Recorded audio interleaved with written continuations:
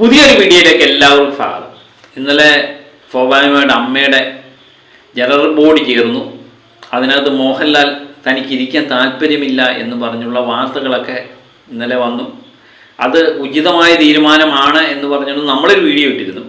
മോഹൻലാലിനെ സ്നേഹിക്കുന്നവരെല്ലാം കൃത്യമായിട്ട് പറയുന്ന ഒരു കാര്യമുണ്ട്, ആവശ്യമില്ലാത്ത കാര്യത്തിൽ എന്തിന് ലാലേട്ടൻ കയ്യിൽ തല വെക്കുന്നില്ലേ?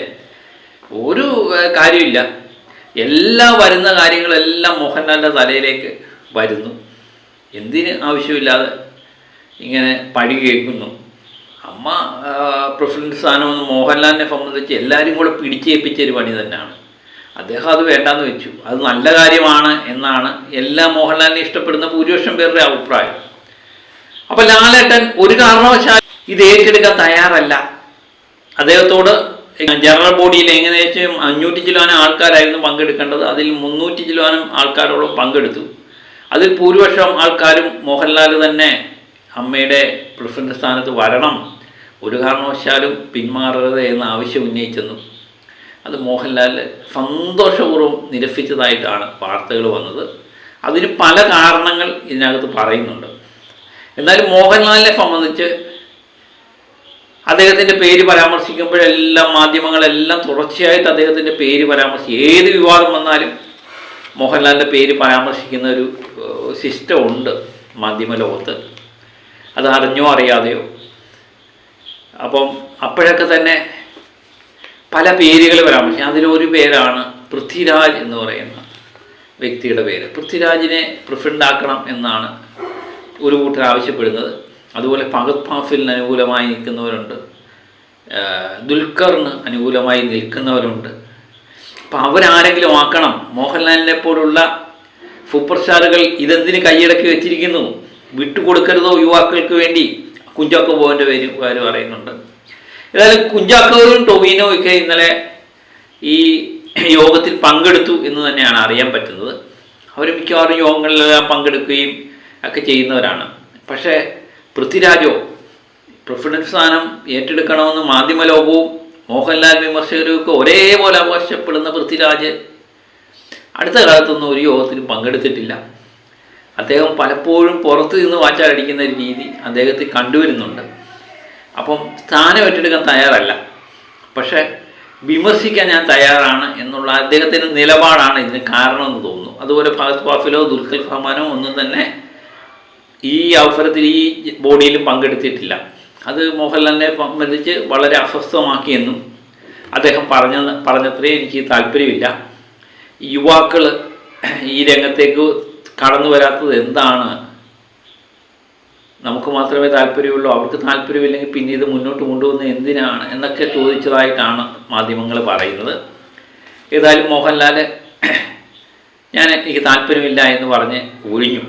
അതിനുശേഷം വന്ന ബൈജു ചില കാര്യങ്ങൾ പറഞ്ഞു എന്നും നാട്ടിൽ പ്രചരിക്കുന്ന ഒരു വാചകം എന്ന് പറയുന്നത് ചുമ്മാ താടിയും ചൊറിഞ്ഞും ഇരുന്നാൽ പോരെ, വേറെ പണിയൊന്നുമില്ല എന്ന് മോഹൻലാലിനെ നോക്കി പറഞ്ഞതെന്നാണ് ചില മാധ്യമങ്ങൾ റിപ്പോർട്ട് ചെയ്യുന്നത്.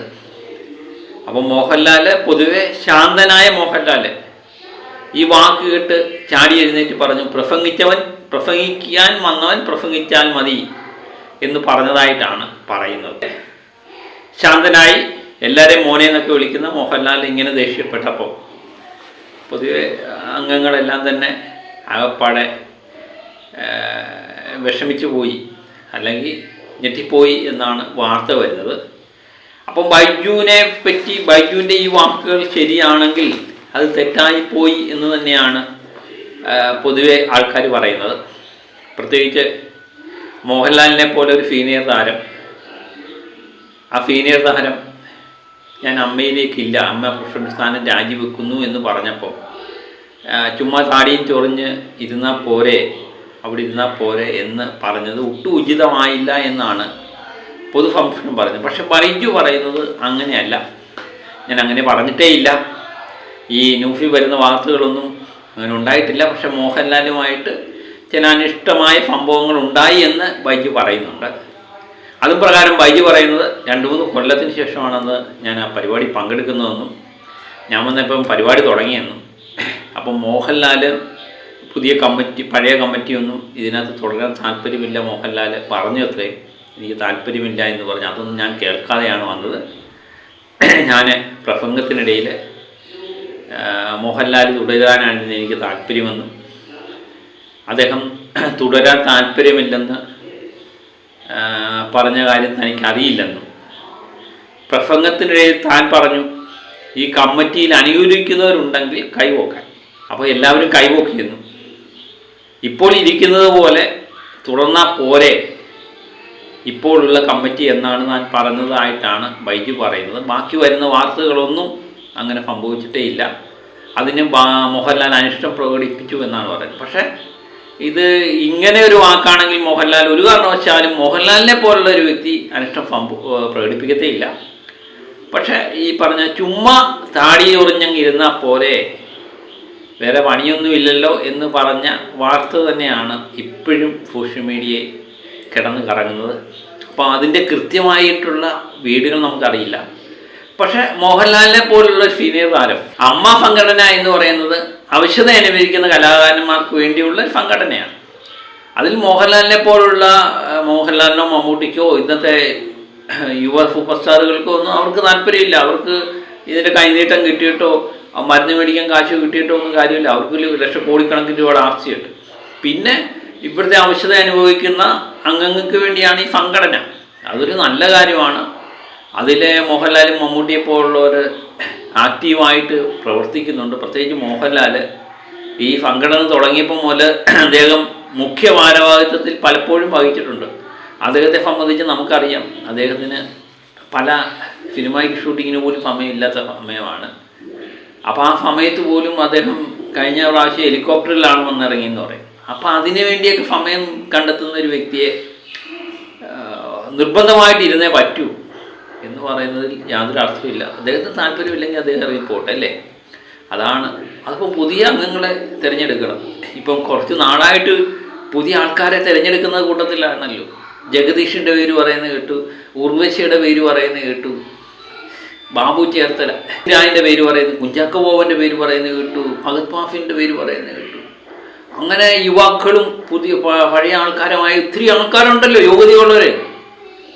പക്ഷെ അവരെ ഇരുത്ത്, അതല്ലേ നല്ലത്. അപ്പം ലാലേട്ടൻ, പാവം ലാലേട്ടൻ അങ്ങ് മാറി, അദ്ദേഹത്തിൻ്റെ വഴിക്കും കിട്ടെ, അതാണ് നല്ലത്. അപ്പം പുതിയ ഇതിന് യോഗ്യതയുള്ളവരൊക്കെ ഒത്തിരി ആൾക്കാരുണ്ടല്ലോ, അവർ ഒന്ന് ഭരിച്ചു നോക്കട്ടെ. ഈ വാചകം പോലല്ലല്ലോ ഫലിക്കുക എന്ന് പറയാം. ഭരിച്ചു നോക്കട്ടെ, അന്നേരം അറിയാം. അടിയോടെ ഇറക്കുമ്പോഴല്ലേ മാങ്ങയുടെ പുളി എന്ന് പറയുന്ന അവസ്ഥയാണിത്. അപ്പോൾ മറ്റൊരു വീഡിയോയുമായിട്ട് വീണ്ടും ഞാൻ എത്താം. ഓക്കെ.